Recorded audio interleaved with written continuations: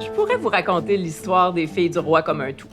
Je pourrais vous dire que ce sont 761 jeunes filles qui quittent la France au milieu du 17e siècle pour la Nouvelle-France.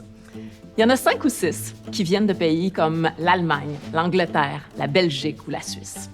Je pourrais aussi vous dire que ces femmes vont avoir de grosses familles, parfois jusqu'à 18 enfants. En moyenne, 9 enfants chacune. Il y a 78 % de ces femmes qui ont des descendants jusqu'à aujourd'hui. Ces femmes nous ont mis au monde et tout le pays avec nous, dira Anne Hébert dans son roman Le Premier Jardin. Nous leur devons notre langue, notre culture, nos savoir-faire et même nos comptines et nos chansons.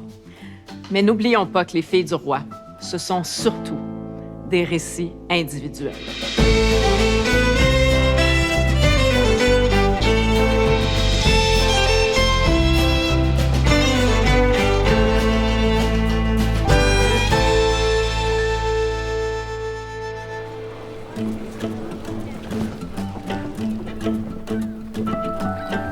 C'est l'histoire de Jeanne Auger, qui traverse l'Atlantique pour s'établir en Nouvelle-France dans l'espoir d'une vie meilleure pour elle et pour ses futurs enfants. Une fois la date du départ établie, on met les voiles dès que le vent propice se lève. Aujourd'hui, ça se compte en heures, mais à l'époque, au 17e siècle, ça se comptait en semaines. Ça pouvait parfois prendre jusqu'à 15-16 semaines. Jeanne débarque avec plusieurs autres jeunes filles à Québec. Elle voit ce territoire chargé de forêts, de lacs, de rivières, mais surtout traversé par le majestueux fleuve. Elles sont sans voix. Ici, tout est à bâtir.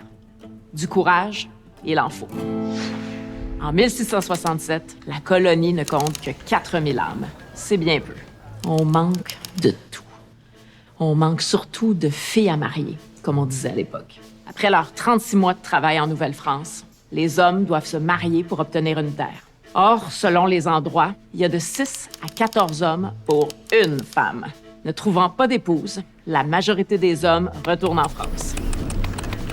Quelle perte de temps pour le développement de la colonie. Avec la venue des filles du roi, Louis XIV veut donner un solide coup de main au peuplement de la colonie. Il va donc promettre à toutes les femmes qui partent en Nouvelle-France de leur donner une dot.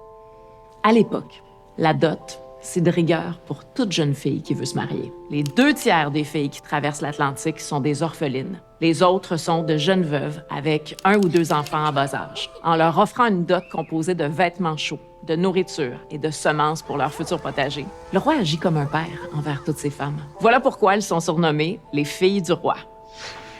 À son arrivée, Jeanne est accueillie par une femme à la réputation sans faille. Les Ursulines et les autres femmes qui veillent sur les filles du roi sont là pour les soigner et leur enseigner les rudiments de la vie en colonie. Elle leur parle aussi de la sagesse avec laquelle elles doivent choisir l'homme qui va partager leur vie. Les filles du roi ont d'abord besoin de quelques semaines pour retrouver leur santé. Elles dorment dans un vrai lit, mangent des légumes et de la viande. Elles s'habillent de vêtements propres. Les Ursulines leur offrent le gîte et le couvert. Puis des rencontres sont organisées dans un lieu prévu par l'intendant et avec des chaperons, du début à la fin, pour qu'elles rencontrent les hommes qui veulent se marier. Ils peuvent se parler, mais pas se toucher. Et ce, jusqu'au mariage. Il y a environ 40 % des filles du roi qui vont se marier dans les 3 à 5 premiers mois de leur arrivée. Le 20 octobre 1671, Jeanne épouse Sébastien Nollet, dit Larivière, à Québec. Ils auront 9 enfants, qui, à leur tour, en auront d'autres, et ces derniers encore d'autres.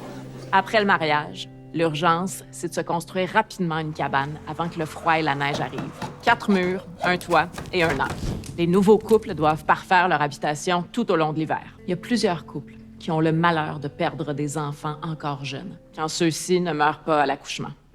Jeanne et Sébastien, eux, voient 6 de leurs 9 enfants grandir. Les dernières filles du roi arrivent ici en 1673. Les filles du roi ont été près de 800 femmes, venues en seulement 11 années consécutives. Grâce à elles, la population a triplé en 30 ans. Elles sont, sans nul doute, des géantes de notre histoire.